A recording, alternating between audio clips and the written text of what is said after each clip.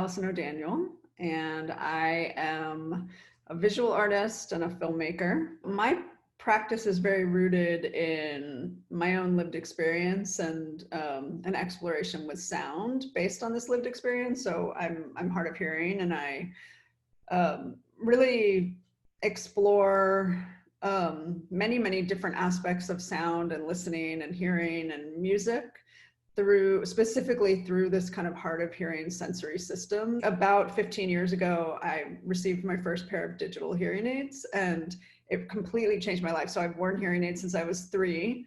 And when I received these digital hearing aids, my relationship to hearing radically changed. So I had gone from this experience of just all sound kind of being amplified to an experience where every time I get a new pair of hearing aids, I'm hearing these really new sounds I've actually never heard before, or new versions of sounds that I've heard before. And it completely kind of opened my awareness to how fabricated and constructed my experience with sound is. My relationship to Los Angeles and my work has become really specific in a way.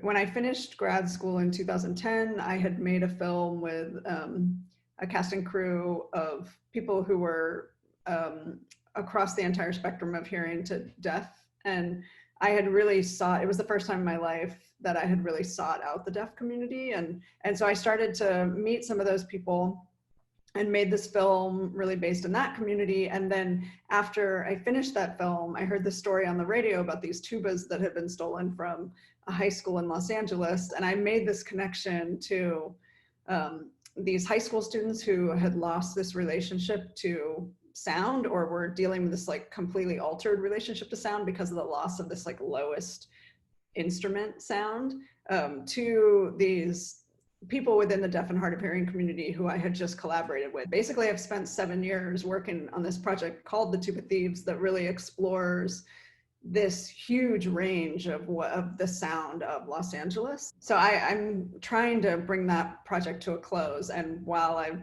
been doing that, I sort of shifted on my COLA project, which focuses on these boom pole operators on film sets, or places these boom pole operators as kind of like the primary subject of this project. I have become just much more involved in the disability justice movement, and it's been a really rewarding process where I have become much more comfortable. I've learned to become much more comfortable advocating for myself. And even when I'm advocating for myself on like very small levels, I've started to realize that it benefits everyone, because it changes accessibility from being this thing that has to be done to this thing that actually can be really interesting and engaging. Being hard of hearing, I'm literally confronted by this experience of institutions who are on some level advocating for me by requiring something like captions. At the same time, the institution often is protecting itself in requiring those so that they don't get sued, so that things are accessible. And what I've found in my experience is that I have this relationship to captioning that all hard of hearing and deaf people have, where you're acutely aware of what is missing or what is insufficient. This complicated relationship between something that is intended to help you, but can actually kind of like keep you out. So of course, like in me is a kind of frustration and a rage and a desire to like tear that entire system down, even while I understand on some level that it benefits me. But there's this like, dual-edged sword to that, because on some level it also makes me feel like I shouldn't complain because someone is helping me. And I think at a certain point, I just was really cognizant of the fact that I could do a better job because I knew exactly what I needed. And so I started to really work with the captioning. And actually this process of awareness of working with the captioning was very slow and came about through mistakes and realizations and this kind of open-mindedness to things that could be captions that weren't usually captions, but was always rooted in this question about who decides what accessibility should look like and based on what exactly.